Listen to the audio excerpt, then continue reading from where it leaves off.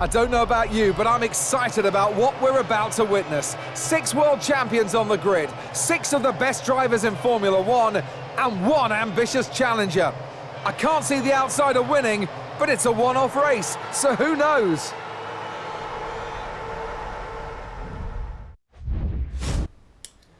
Dedicating this video to Marco Simoncelli. 1 year on, we still miss you. On behalf of everybody at the Harrison 101 channel, rest in peace, man. Anywho, on to more positive news. Hey guys, welcome to the season finale of F1 2012's Champions Mode. It's been a fun journey, and this is what we like to call the ultimate challenge. You, in a 6-lap race around the brand new Austin track in Texas, taking on all 6 world champions you've previously beaten. Kimi Raikonnen, Lewis Hamilton, Jenson Button, Sebastian Vettel, Fernando Alonso and Michael Schumacher, all in their respective cars from this year's 2012 season. I must admit, it's always got me talking, like, who would win in, if everybody had the same car, who would win in a straight race between all 6 of those world champions? Or maybe 7 if you include me. That would be interesting. But, okay, let's take me out of this one, as I'm the Formula 1 2011 world champion, you could say. But between those 6, who would win in a straight-out dogfight? I mean, we've kind of seen hints of this, like during the Race of Champions and things like that, but obviously it's not the same as having a Formula 1 car, a track in this kind of situation. Who would win between the 6? I think Lewis Hamilton would have a really good shot, actually, considering what a breathtaking passer he is. Or Michael Schumacher's pure ability. Or if there was a qualifying session, Sebastian Vettel would lead from the front and dominate and bore everybody. Or so the internet seems to think. What about Fernando Alonso? Could he get in the way? Kimi Raikonnen, the Iceman, could he put off another ridiculous overtake or something like that? I mean, there's so many different variables and options here. I mean, combined, these guys have had, what, give or take 1,000 races? Over 100 race victories? I think it's something like nearly 200, or over 200 race wins between all 6 of them. I mean, what a time it is for Formula 1 when you think about how this was the first ever season we've had 6 world champions on the grid.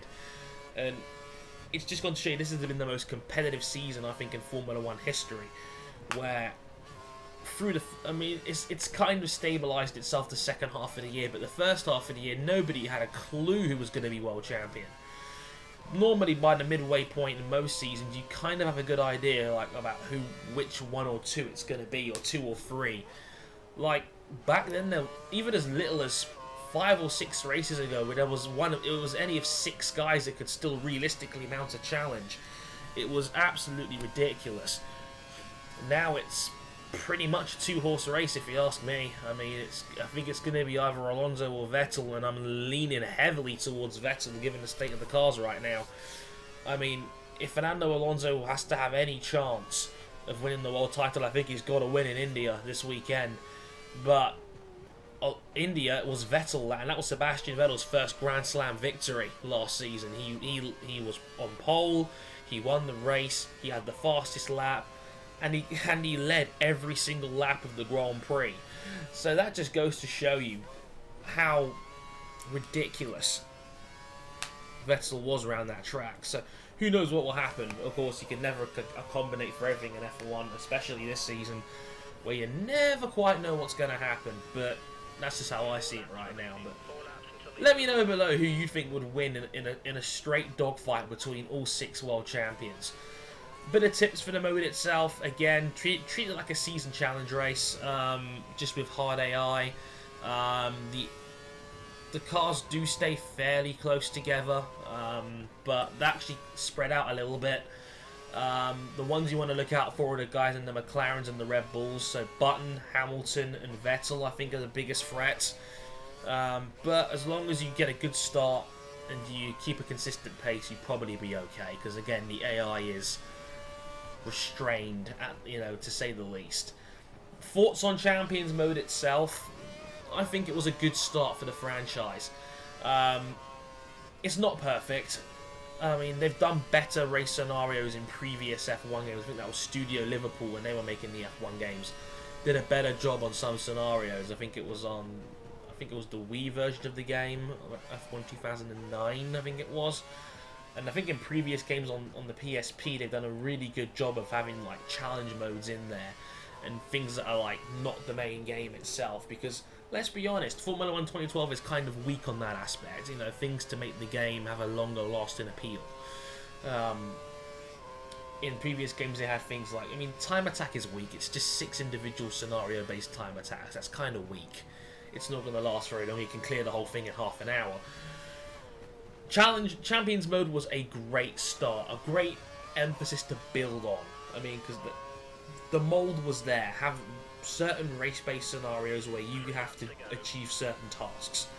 That they could expand on this for next year, and you know they could really make it a mode where imagine if you had 20 to 30 of these challenges, and you know you had all these race-based scenarios, and you could do them, and there was a giant reward at the end, or for something like that. That could be huge. That would be a really, really great mode.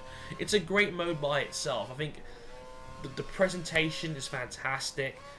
The fact they got David Croft to do the voiceover work was really good.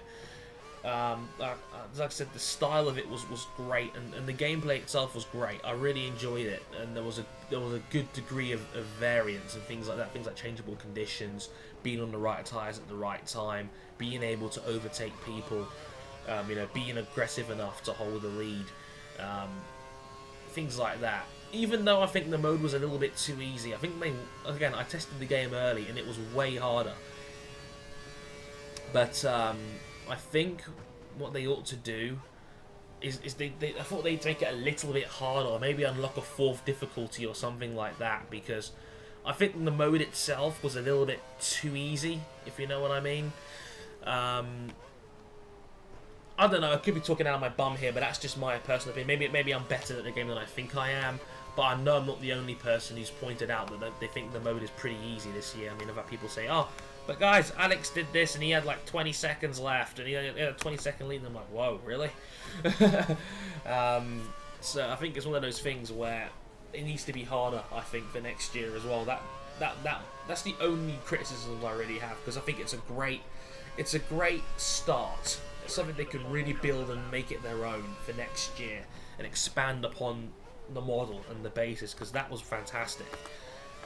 It was a good mix-up from the usual Formula 1 stuff. So yeah, hopefully that'll be awesome. So again, something to build on for the future. One more thing. Again, thank you to everybody who watched. I mean, the Schumacher video, the views-wise weren't fantastic. I don't really care about video views though. It's the likes I really like, and up till last night, nearly 50% of you who watched left the thumbs up. So you guys were absolutely terrific from that standpoint. So thank you so much for that. They really, really do help. So I'm hoping, can we get another 75 to 100 on this one as well? Because it's the big finale. I would absolutely love that if that could be the case.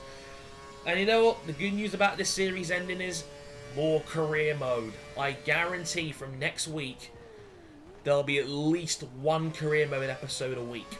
That is a guarantee. I promise this will happen. They'll all be live commentated, because you guys really liked the last format when I was at Malaysia. You like me commentating live, clearly. So that is what I will do. The racings will also be 25% and remain the same. So there'll be at least one episode a week. I'm still figuring out the best way to do community races, because the connectivity on F1 2012 is crap this year, just like it was last year. But I will definitely see if I can find the way to get more of you guys in episodes of the Online Racer.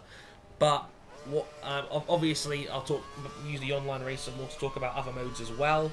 But career mode will be the emphasis. That'll be the bread and butter of this channel, and that is what's going to happen from the very near future. So maybe even later this week, I'll get a career mode video out. I think it's China up next. I'm really looking forward to that one. No, because I friggin' hate China and all tilt-based circuits. Again, thank you all. I hope you've really enjoyed the Champions Mode series as much as I did making it. And I hope you enjoyed the little video package at the end that the Codemasters put together. Again, thank you all for watching this series. It's been a pleasure to make, and I hope you guys enjoyed it as much as I did. I've been Harrison 101. Like, comment, favorite, and subscribe, and I will catch you guys later this week with the return of career mode. Thanks for watching, and sayonara.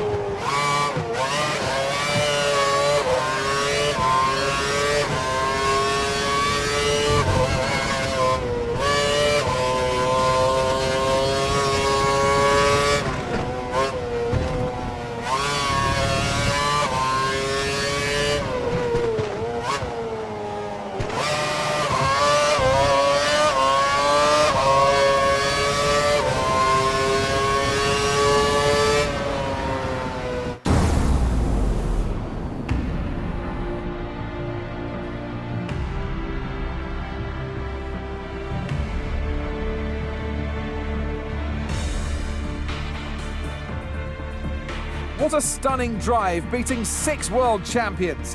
What a great win for this Williams driver.